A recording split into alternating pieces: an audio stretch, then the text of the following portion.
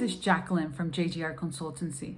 I'm an award-winning dean and educational consultant, and today I want to expand on emotional support learning. Now, I know that this is something that many school executives, like myself, are thinking in a school-wide model, whether it be top to bottom approach, bottom to top approach. The facts are that we all play a big role in creating the school community we would love to see.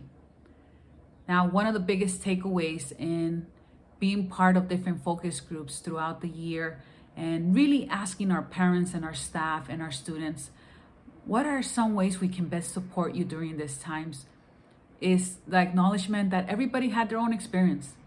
Though this was a global pandemic and there were several effects, chances are some of our students, some of our parents, and some of even our board members experience each month very differently. Whether it be a emotional or physical experience, and for some even a grieving experience that happened as they lost some of their also family members. So when we think about rebuilding our schools, and the video we just were able to post earlier this week, we are starting to really acknowledge that simply showing up for your stakeholders and saying, I'm here, is one of the most courageous, but also sends a very strong signal to all of your school stakeholders. It lets them know that, yes, there's no manual, and yes, there's just so many different perspectives. And yes, I want you to know you're valued, and we're hearing you, and we're also seeing your needs. So many of the times when I am working, whether it be with psychologists or whether it be with therapists, and we're creating models, a preventive model, a intervention model, the number one question is to ask ourselves, all the team that is planning to lead the efforts, how are we feeling? Yes, that's the number one question. Are we feeling like we need to take a couple of hours to think about how can we not just put the efforts and plan so that we're able to implement it, but what is also part of the recovery process that we're allowing ourselves? Is that an hour a week? Is it increase? After we start noticing that the caseloads are getting higher. But it's so important to be clearly aware that it's a ripple effect.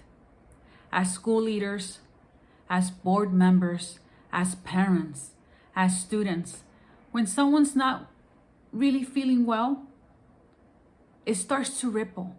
It starts to ripple in the way we interact with each other, and the grades the student might be earning. So ultimately, it's also ensuring that there is time to slow down and to really ask, is this working? Would it look different, or would it look better if we tried something else? So being able to say, we don't have all the answers, but we are willing to continue to put the effort as a group so that we're able to best address some of the needs that we're continuing to see and some of the variables. One month looked very different than another month, but yet we still showed up. And that is enough for us to continue to show compassion to ourselves and to others, but much grace as is necessary during this time. Again, I want to continue to extend an invitation for us to continue to be in dialogue. You can always put any of your comments in the chats.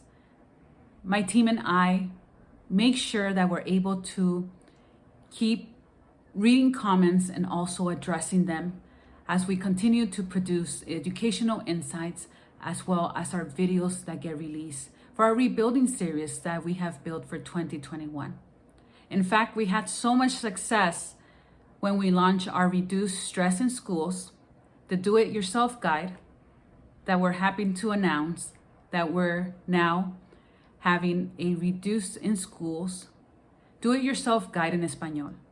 It's going to be in Spanish so that your teachers, your emotional support staff, as well as your school leaders are able to provide it to all of your school stakeholders during this time. Now, it's a do-it-yourself guide because you're able to do it in the comfort of your home if there's still a hybrid learning model, as well as in a school site. And there's questions to guide you so that you're able to make a plan of success and reduce stress from a day-to-day or from a week-to-week.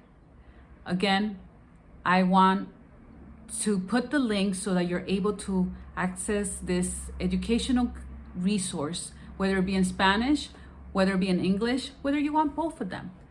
We want to make sure that we're continue to be in contribution as we continue to rebuild our schools nationwide.